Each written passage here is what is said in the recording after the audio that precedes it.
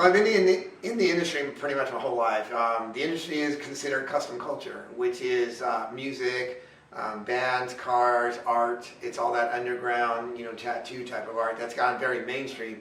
I started very young. When I was 5 years old, Dad pretty much handed me a wrench and said, "Okay, we're going to work on cars today." And that's pretty much what it was. My life was a lot of just growing up around cars and bikes, things going on.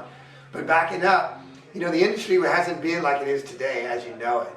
There were times when there was, like in the 50s, when everything was growing and everything was developing, paint schemes were coming out, the guys like Larry Watson, who invented a lot of the paint schemes that we use today.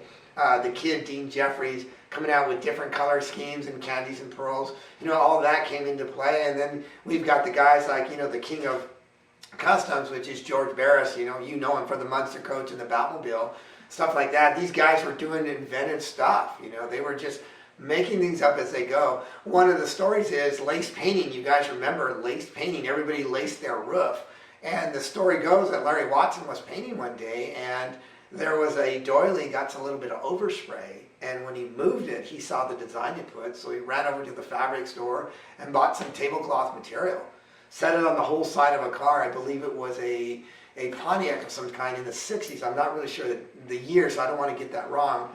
And so they put the lace on the side of the car. They painted lace painting graphics on the side. They took it off, took it to the LA Coliseum. When LA Coliseum used to have a car show there back in the 60s, they debuted this and people freaked out. I remember seeing a picture of the car and it had this whole candy pearl lace on the side with Astro Supremes and a 1-inch white wall. So this is the early birth of the lowrider scene when it was really coming into play with the candy paints and the graphic work and now the lace work.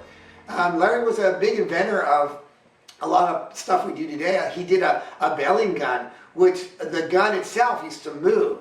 And it would kind of squirt like a web of paint out. And he started experimenting with that. He did another paint where he actually he put a base coat down and then painted a different kind, manufactured coat on top of that. And when he came back the next day, it split and cracked. It kind of looked like lightning, kind of the best way to describe it. So instead of trying to strip the car and sand it off, he called it Split Image. And he debuted that Split Image paint at another car show in Bellflower Boulevard. And that's just, again, how the industry was developing and going. And